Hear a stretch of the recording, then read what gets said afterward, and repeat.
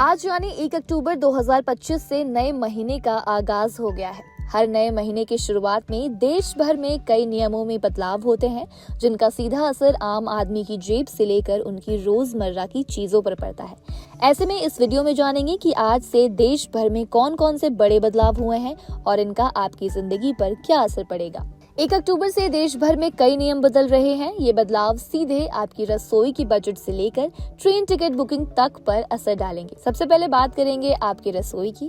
1 अक्टूबर से होने वाले बदलावों में लोगों की सबसे ज्यादा निगाह एलपीजी सिलेंडर की कीमतों में होने वाले बदलाव पर रहती है, क्योंकि ये सीधे आपकी रसोई के बजट से जुड़ा होता है। बता दें कि बीते कुछ महीनों में ऑयल मार्केटिंग कंपनीज यानी ओएमसीज ने 19 किलोग्राम वाले कमर्शियल एलपीजी सिलेंडर गैस की कीमतों में कटौती की थी, लेकिन अक्टूबर के पहले ही दिन इनमें इजाफा किया गया है और ये दिल्ली से मुंबई तक महंगा हो गया है। हालांकि इस बार भी 14 किलोग्राम वाले घरेलू एलपीजी सिलेंडर की कीमतें नहीं बदली है।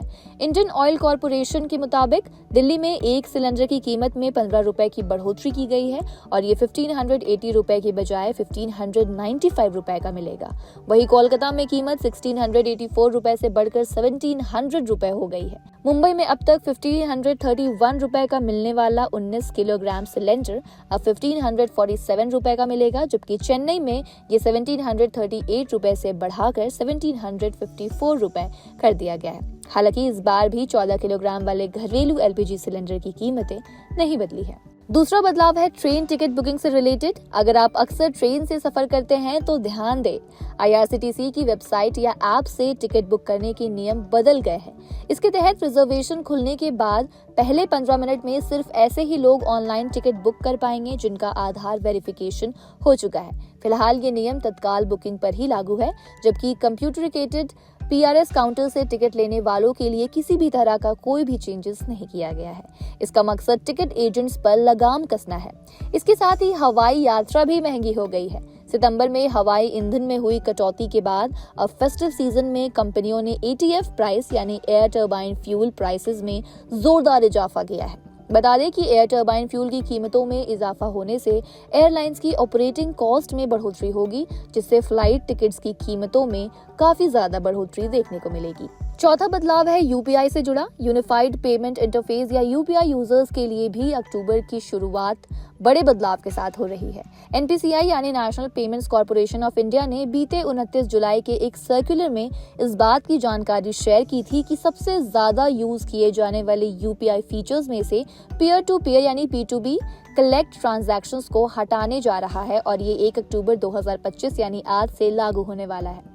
एनपीसीआई के नए नियम के तहत यूपीआई ट्रांजैक्शन के दौरान अब केवल अल्टीमेट बेनिफिशियरी का बैंक नाम ही दिखेगा, मर्चेंट या थर्ड पार्टी का नाम छिप जाएगा। इस नियम से डिजिटल पेमेंट करने वाले यूजर्स, छोटे व्यापारियों और ऑनलाइन शॉपर्स पर काफी ज्यादा असर पड़ेगा। इससे फ्रॉड का खतरा कम होगा। यही नहीं, अब यूपीआई की मदद से 5 लाख रुपए की राशि ट्रांसफर कर सकते हैं, जो पहले ये लिमिट 1 लाख रुपए हुआ करती थी। एनपीएस में अब ज्यादा फ्लेक्सिबल निवेश ऑप्शन जुड़ गए हैं, जिसमें ऑटो स्विचिंग और बेहतर रिटर्न ऑप्शन शामिल है। साथ ही प्रीमियम पेमेंट के लिए यूपीआई इंटीग्रेशन मजबूत हुआ है, जिससे रिटायरमेंट प्लानिंग करने वाले सरकारी कर्मचारी, प्राइवेट जॉब वाले और सीनियर सिटीजन्स को काफी फायदा मिलेगा। अगला बदलाव रेपो रेट से जुड़ा है। आरबीआई ने रेपो रेट में एक बार फिर से कोई बदलाव नहीं किया है। केंद्रीय बैंक की मॉनेटरी पॉलिसी कमेटी की बैठक में लिए गए फैसलों की जानकारी देते हुए आरबीआई गवर्नर संजय मल्होत्रा ने कहा कि कमेटी ने पॉलिसी रेट्स को पहले की ही तरह रखने का फैसला किया है। मौजूदा रेपो रेट 5.5% है। रेपो रेट वो ब्याज दर है जिस पर आरबीआई कमर्शियल बैंकों को पैसे उधार देता है। आरबीआई ने आखिरी बार जून 2025 में रेपो रेट में 50 बेसिस पॉइंट्स की कटौती की थी, लेकिन अगस्त में दरों को नहीं बदला गया था। इस साल इसमें 1% कटौती की गई है। तो ये थे 1 अक्टूबर यानी आज से लागू होने वाले कुछ बड़े नियम। ये छोटे छोटे बदलाव आपकी प्लानिंग और खर्चों पर असर डालेंगे, इसलिए अपडेटेड रहना काफी जरूरी है। आपको इनमें से कौन सा बदलाव सबसे जरूरी लगा, हमें कमेंट में जरूर बताएं और देखते रहिए जागरण बिजनेस।